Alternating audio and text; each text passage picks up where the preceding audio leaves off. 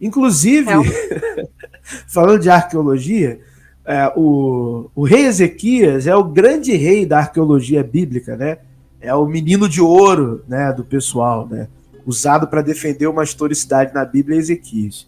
Só que quando você pega toda a produção, né, sobre Ezequias, toda a cultura material, ele adorava a simbologia egípcia. Eu estou lembrando disso aqui agora. Adorava tudo dele, tudo que dele de fato, encontrado arqueologicamente. O escaravelho, ou besouro, não lembro agora o nome que se dá, né? Igualzinhos o egípcio, as iconografias das serafes, das serpentes ardentes, que era semelhante a Ureus, né, o Uraels egípcio e por aí vai. O cara era fanboy do Egito e chamado de pai do defensor da reforma, do monoteísmo. Pô, mas na vida real você pega a iconografia que correspondia muito do cara, o cara adorava o Egito. Tudo dele parecia com as coisas do Egito. Falei, tem alguma coisa errada aí, né? Não tem algo que não tá dando muito... Tá dando liga. Adorava um besouro. Exatamente. O besouro que você se refere, o escaravelho. O escaravelho, exatamente isso. Justamente representa o selo dele. O selo dele mesmo, achado arqueológico. O selo dele é o escaravelho. Olha só, que legal. Como se fosse o disquinho solar em cima, né? Tinha um negócio que o escaravelho rolava o negócio. Sim, ele rolava aquela mistura dos próprios, como é que eu posso dizer? Os próprios ovos que ele colocava, né? Com mistura. Eu falei dos ovos dele, isso. Aí tá lá, selo de Ezequias, o besouro, e os caras, não, isso aqui é monoteísmo. Eu falava, vai plantar batata, pô. Isso não é do Egito, é só olhar, só botar um do lado do outro. Que raio de... aquela coisa. É aquele monoteísmo, na verdade é um politeísmo disfarçado de um monoteísmo. Eles tentam disfarçar de um monoteísmo. É o que a gente vê assim, o tempo todo, né? Você vê no próprio judaísmo também. Por mais que tentem negar, a gente vê. Deus, o judaísmo Hashem passou longe. Eles chamam de emanações. Emanações. Shabá, Roquimar, são as emanações. E aí eu lembro, essas emanações eu lembro um pouco até do zoroastrismo ali, daquelas divindades secundárias. Porque você tinha ali o Ahura Mazda, a divindade principal, mas existiam, é por isso que às vezes eu não trato o zoroastrismo como monoteísmo, mas monolatria também, igual o Akhenaton fez, porque ele tinha as divindades secundárias e Mitra era uma delas. Inclusive o Mitra, ele é usado, eu enxergo dessa forma, o Mitra ele vem do hinduísmo, chega ali nos persas, no zoroastrismo, e ele é usado para facilitar a disseminação daquela religião do zoroastrismo entre as pessoas, porque o Mitra, ele já era adorado, as pessoas já gostavam dele.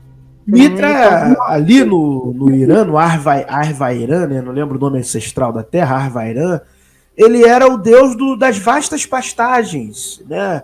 O deus dos contratos, das alianças, dos pastores. Então não tinha como mandar o cara embora. Então eles deram a solução. Tu é o filho de Ahura Mazda.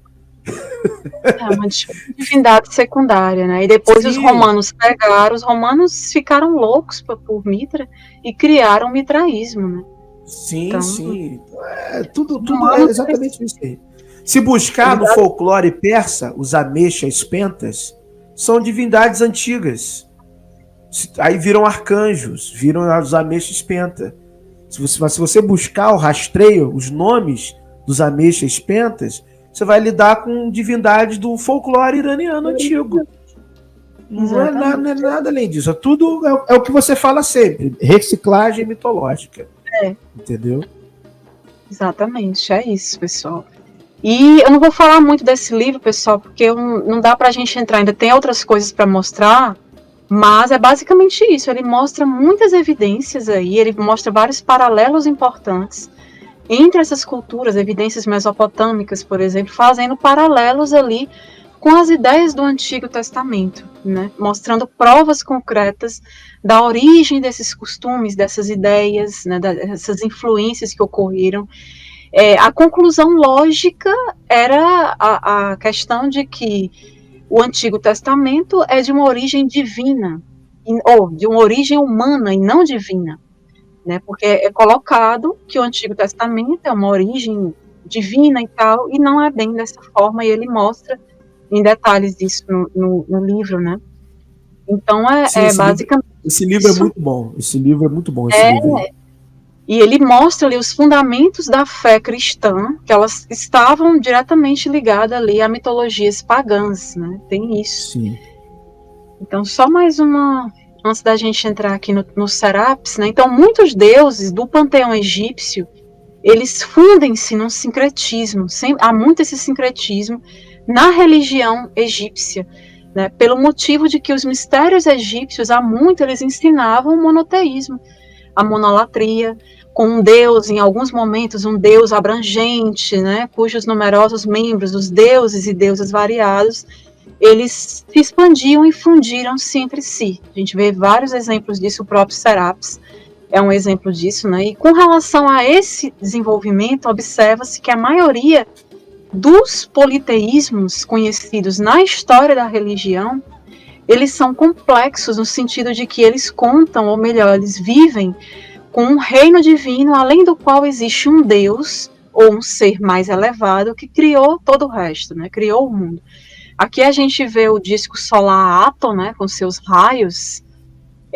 A gente vê o Uraus, né? O Uraeus, alguns chamam, ele se escreve Uraeus, a gente pronuncia Uraus, a serpente, né? Indicativo de soberania, muito presente nas coroas dos faraós, né? Então a gente vê bem na frente ela do disco solar e várias representações nas laterais. Então, esse Deus principal que sempre ele vem, cria o mundo e as suas divindades. O próprio Ra, na mitologia de criação egípcia, em várias mitologias de criação egípcias, ele surge ali do lótus, né, e cria, né, os outros deuses, né, ele começa a criar.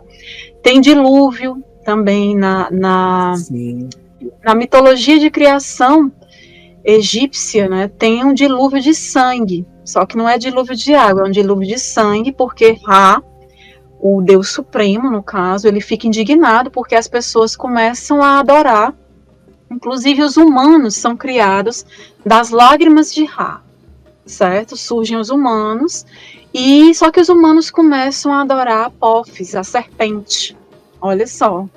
Outra correlação interessante, né? E aí ele fica indignado. Ele, não, eu não quero.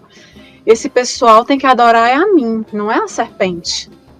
E aí aí ele pede a uma deusa que ele gera de si próprio, a uma das filhas dele, né? A Sekhmet, a deusa leoa, né? Que ela é bem valente. Ela, assim, ele pede que ela, cometa, assim, como é que eu posso dizer, ela dizime ali a humanidade.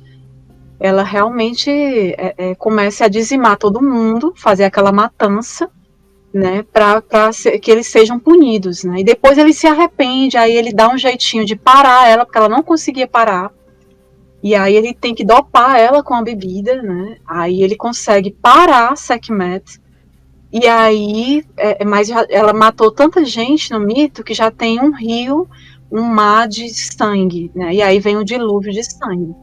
Mais ou menos isso, só para vocês compreenderem melhor.